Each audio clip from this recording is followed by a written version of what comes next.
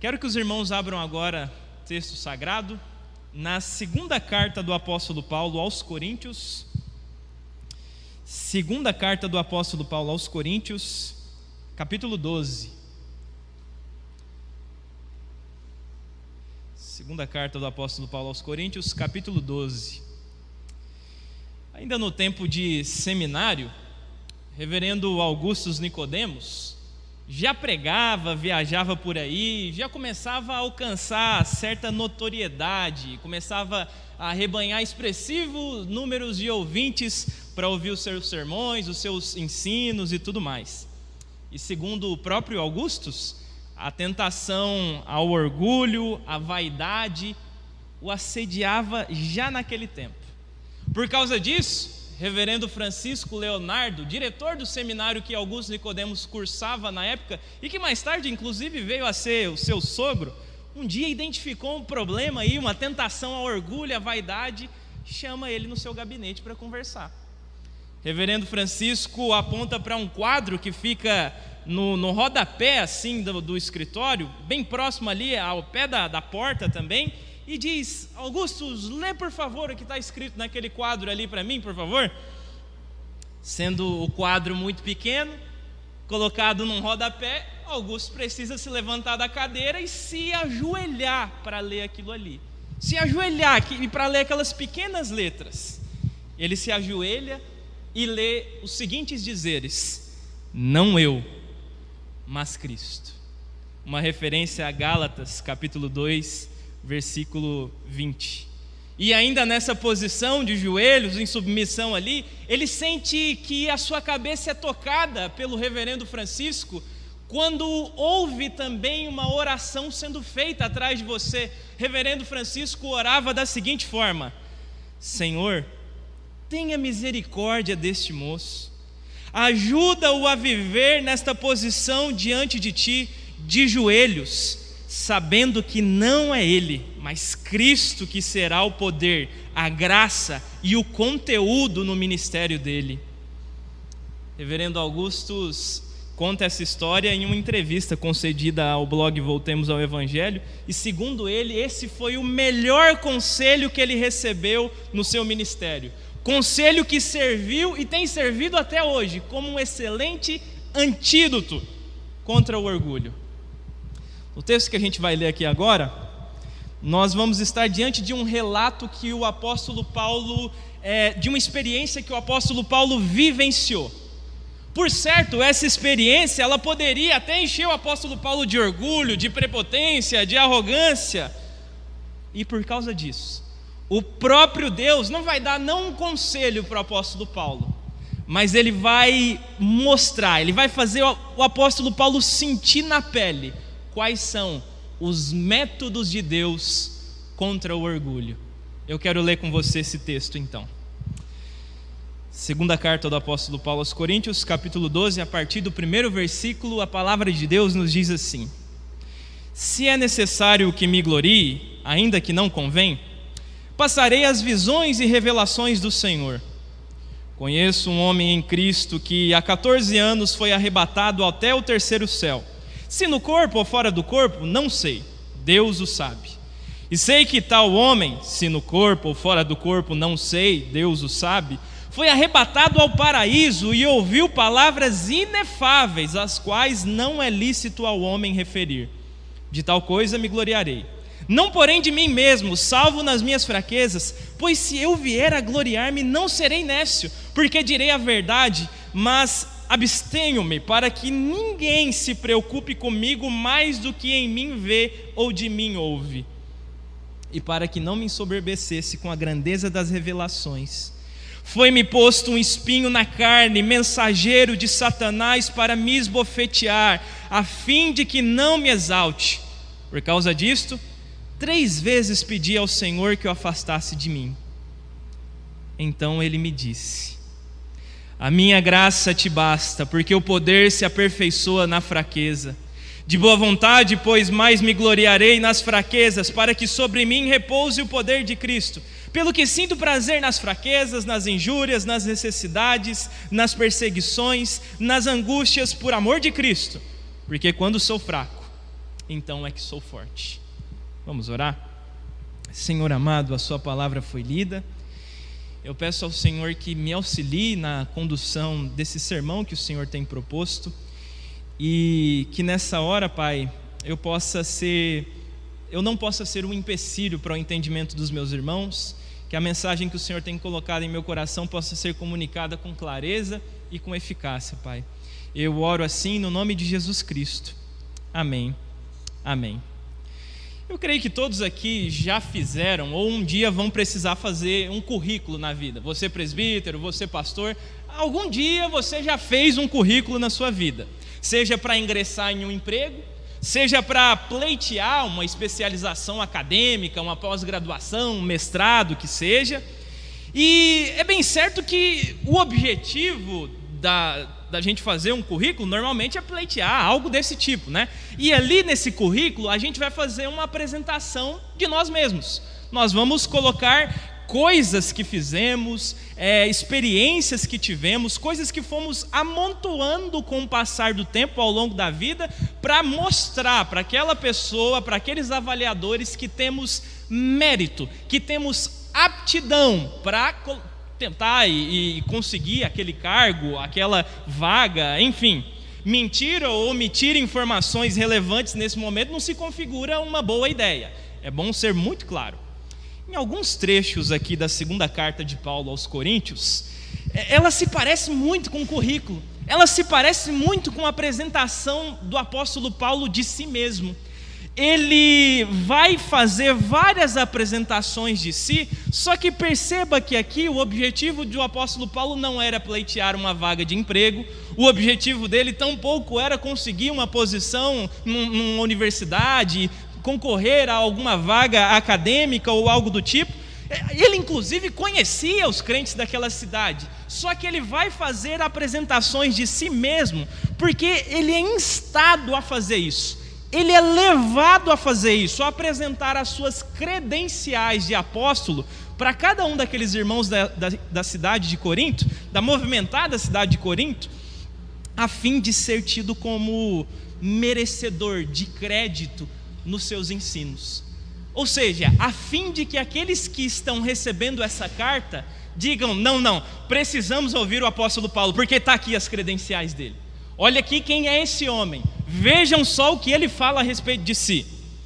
E sabe que havia vários falsos mestres infiltrados ali na igreja de Corinto, que estavam colocando em xeque a integridade pessoal do apóstolo Paulo e a sua autoridade apostólica.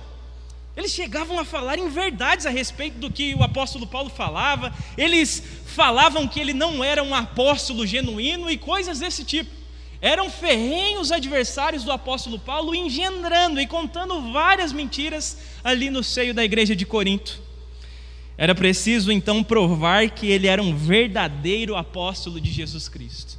Era preciso também que seus acusadores se calassem. Era preciso que os seus acusadores, eles sim, fossem dignos de descrédito, e não o apóstolo Paulo. Era preciso que aqueles homens e aquelas mulheres da cidade de Corinto se calassem, aliás, se fizessem surdos para as vozes dos falsos profetas, para as vozes dos falsos líderes, falsos mestres.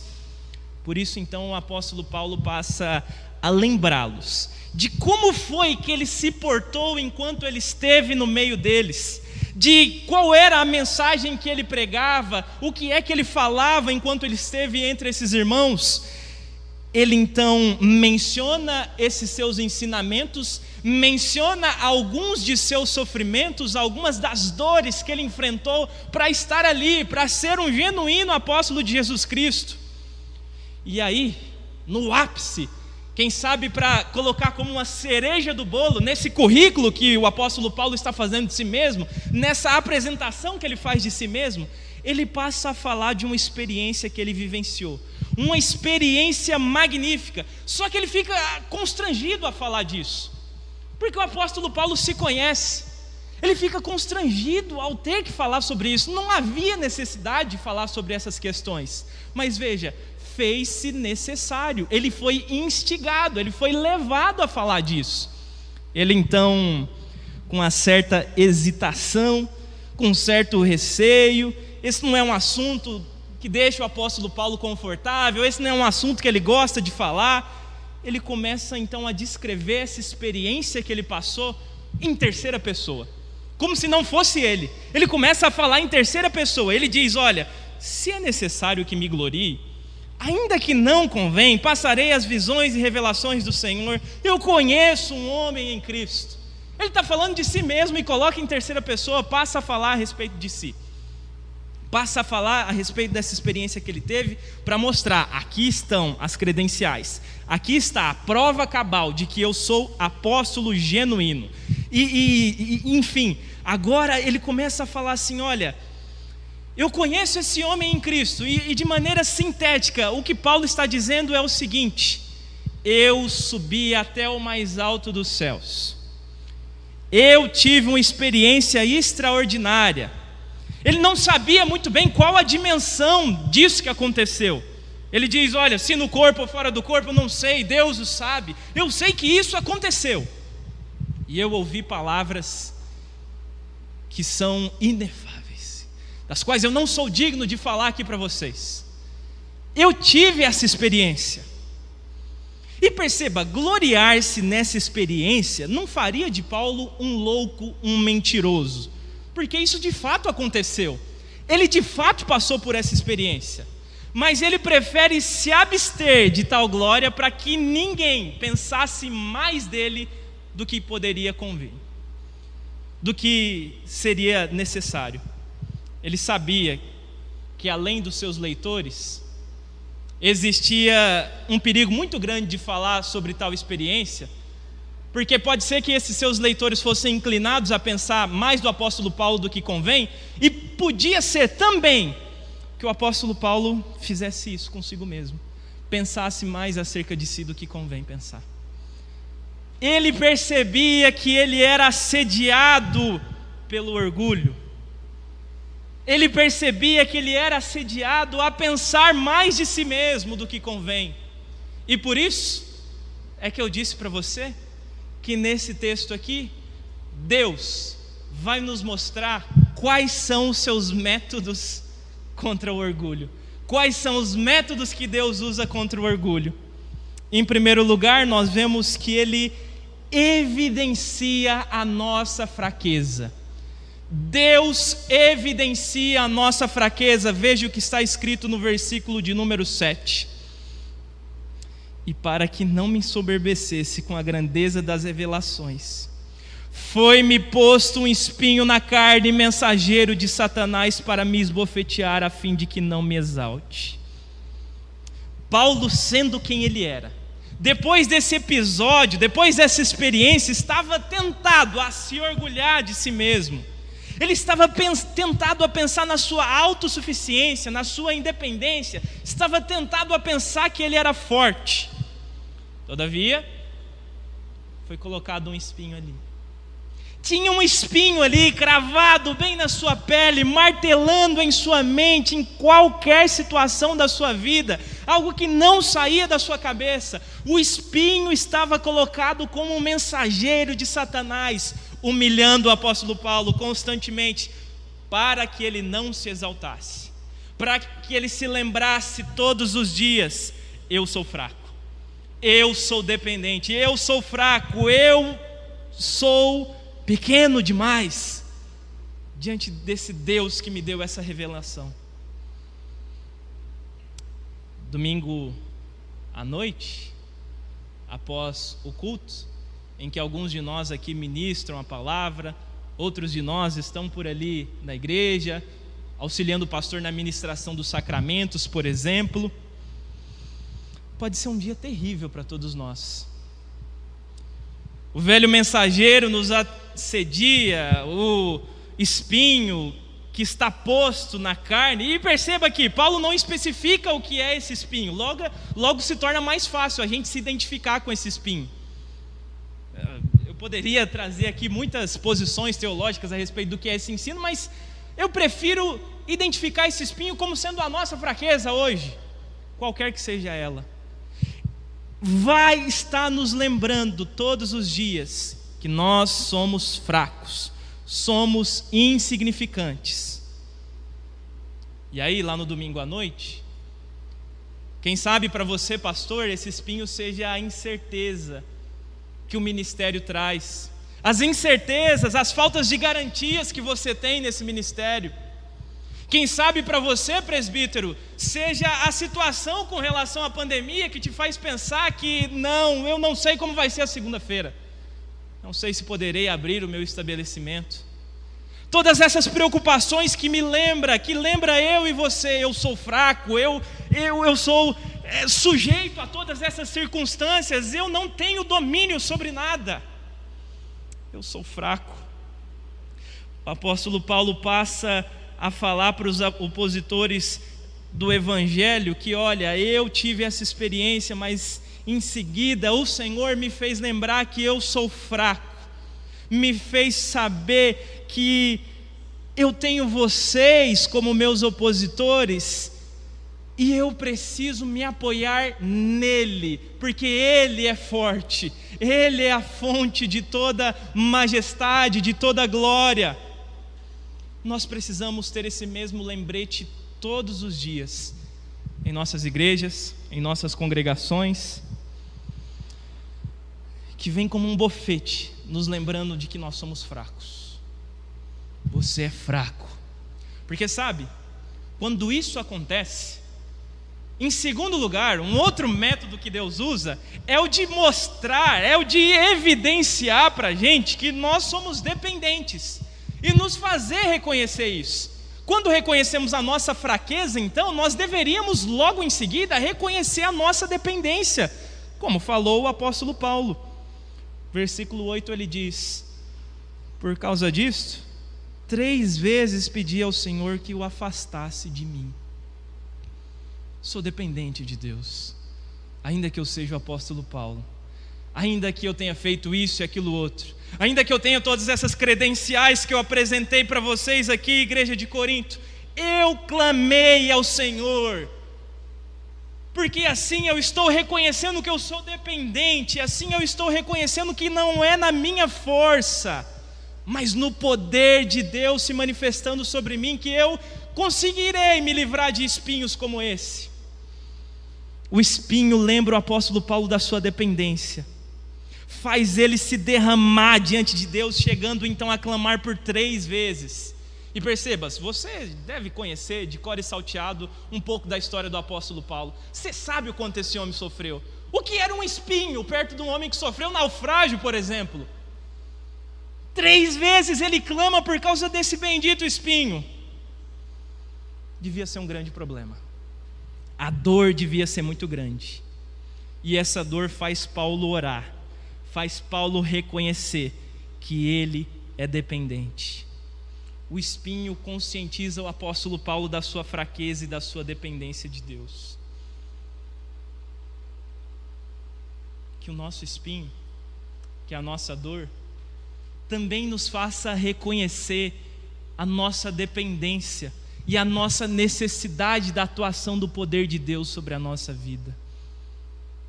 Que você não queira resolver os seus problemas na sua força, mas que você possa resolver ele de joelhos, clamando a Deus, reconhecendo que não é você, mas Deus, mediante a sua atuação e o seu poder.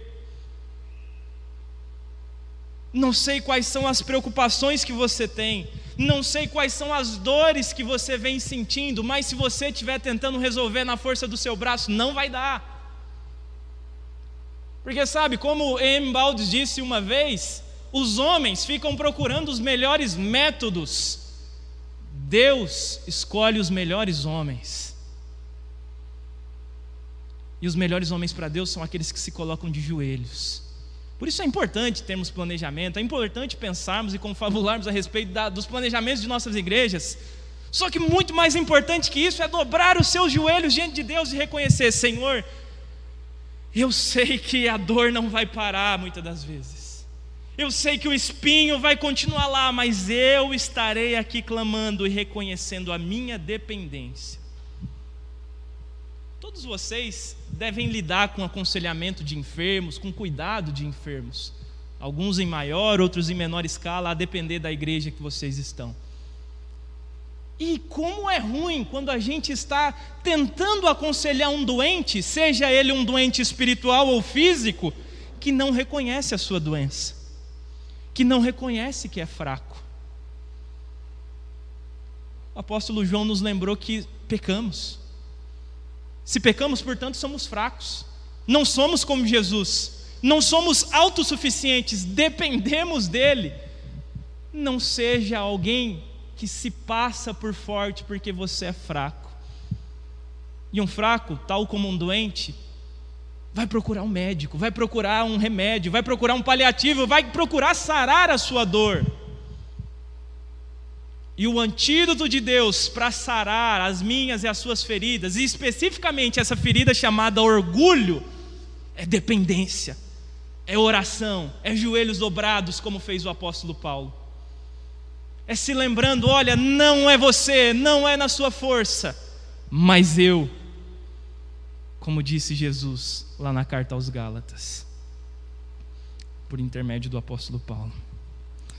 Em terceiro lugar, esse texto revela para a gente que Deus mostra que a suficiência da sua graça é o que há de mais importante para todos nós. O terceiro método, portanto, de Deus contra o nosso orgulho é a revelação da suficiência da sua graça. Dificilmente nós vamos ter uma experiência transcendental como foi essa do apóstolo Paulo. No entanto, com as nossas pequenas produções, com os nossos feitos aqui, nós tendemos a pensar mais acerca de nós mesmos do que convém. Além disso, amamos que as pessoas nos tenham em autoestima, amamos que as pessoas nos queiram bem, amamos que elas pensem muito bem de nós. Afinal, quem é que não quer ser bem-quisto? E nisso, o sucesso ministerial, a autopromoção nas redes sociais, o clamor popular, é um perigo certo para os nossos dias. E há uma forte tendência de nós nos tornarmos autossuficientes e de nós agirmos como se nós não dependêssemos de Deus. O apóstolo Paulo diz no versículo 9: então ele me disse: a minha graça te basta, porque o poder se aperfeiçoa na fraqueza.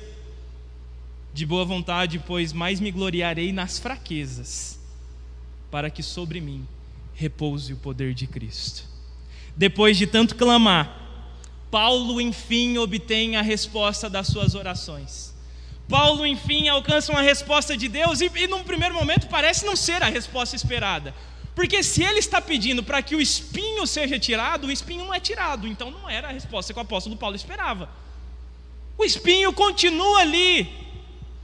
Robson, então onde está a suficiência da graça de Deus?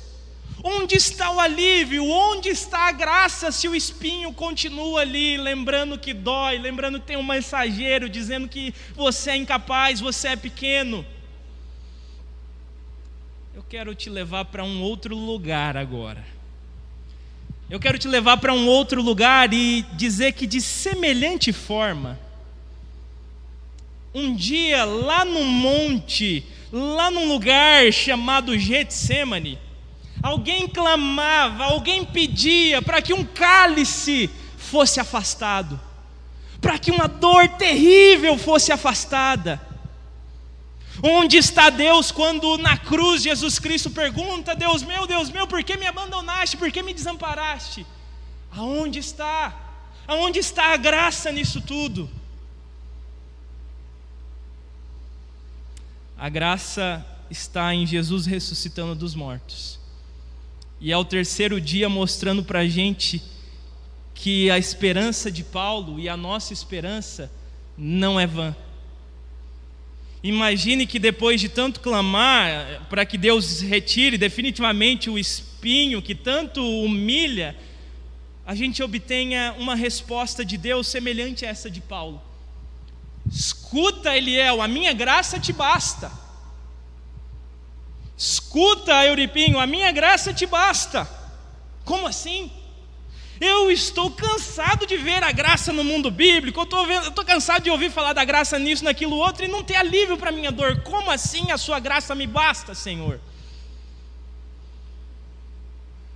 Mas perceba, existe alívio no meio desse texto. Um meio para que o alívio venha não é a remoção do espinho,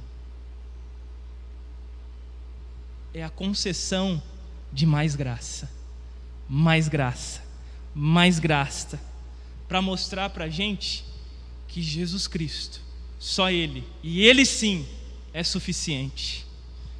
Não é a igreja, não é o ministério, não é qualquer outra coisa que é suficiente na sua vida, é Jesus Cristo. Isso só faz sentido dizer porque um dia Ele ressuscitou. Um dia Ele alcançou graça da parte de Deus também. E hoje o seu poder repousa sobre nós. Hoje temos Ele conosco, nos dizendo, aqui no pé do ouvido: a minha graça te basta. Você não precisa que o espinho seja removido. Você precisa de mais graça, mais graça, mais graça. Paulo César, do grupo Logos, tem uma canção que fala sobre isso. Ele diz: Senhor Jesus, eu não entendo o espinho, eu não entendo as lutas no caminho. E aí lá no refrão ele faz uma oração, ele pede: dá-me mais graça, Senhor, dá-me mais graça. Eu quero encerrar esse sermão dizendo então que o terceiro antídoto que Deus usa contra o nosso orgulho é provar para a gente que a nossa suficiência, o nosso poder se repousa na graça de Deus. Talvez continue doendo, talvez você continue apanhando, mas deixa eu te dizer, quando isso acontecer, Deus continuará sendo moldado em você. A imagem de Jesus Cristo continuará sendo moldada em você, até o ponto de você um dia poder dizer como o apóstolo Paulo: pelo que sinto prazer nas fraquezas, nas injúrias, nas necessidades, nas perseguições, nas angústias, por amor de Cristo. Porque quando sou fraco, quando eu me lembro do espinho, quando eu me lembro da dor, é aí que eu sou forte, porque Cristo abunda a sua graça em mim. Que assim possa ser na minha e na sua vida, meu irmão. Que Deus nos abençoe. Amém. Quero orar com vocês. Em seguida, pedir para que o reverendo Micael impetre a bênção. Vamos orar. Senhor Deus,